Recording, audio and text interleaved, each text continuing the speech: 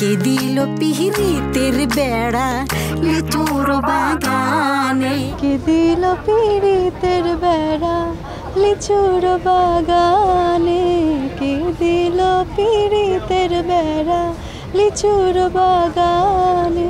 গানটা আমার ভালো লেগেছে, মানে ফার্স্টের দিকে ভালো লাগেনি, বাট টিকটক করবো বাট স্কোপ পাইনি।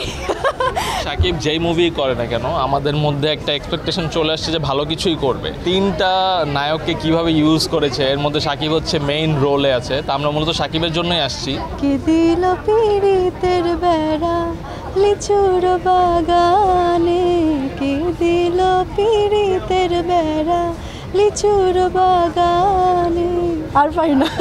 হ্যাঁ, তা তো অবশ্যই ট্রেলার দেখে অনেক বেশি ভালো লেগেছে, অনেক ইউনিক ছিল অ্যান্ড দেখেই মনে হয়েছে মুভিটা একদম ব্লকবাস্টার হবে, একদম সেই হবে। তো ইভেন রিভিউ দেখতেছি যে সবাই ভালো দিচ্ছে, সো আই হোপ আজকে দেখে অনেক বেশি ভালো লাগবে। এখন শাকিব যেই মুভি করে না কেন আমাদের মধ্যে একটা এক্সপেকটেশন চলে আসছে যে ভালো কিছুই করবে, কারণ লাস্ট 2-3 বছর ধরে অনেক ধামাকাদার মুভি দিয়ে আসছে। আর এই মুভিতে তো আরও কয়েকটা চমক আছে, অলরেডি অনেকে দেখে ফেলেছে যে আফরান নিশো আছে, সিয়াম আছে।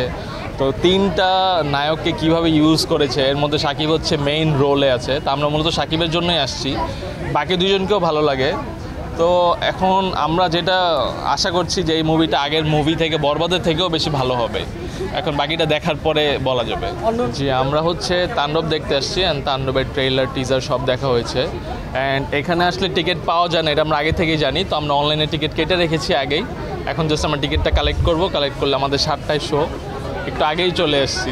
ভালো লেগেছে, বাট এক্সপেকটেশন ফুলফিল করতে পারে নাই, কারণ আগে দুইটা গান অনেক ভালো ছিল, লাগে ওরা ধুরা দুষ্ট কোকিল, এগুলো অনেক বেশি ভালো হয়ে গেছে। তো এটাও ভালো হয়েছে, কিন্তু ওইগুলো এত বেশি ভালো হয়েছে যে এটা একটু কম লেগেছে।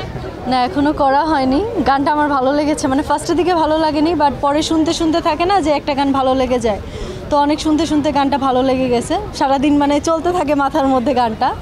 টিকটক করবো বাট স্কোপ পাইনি। করা হবে হয়তো সামনে।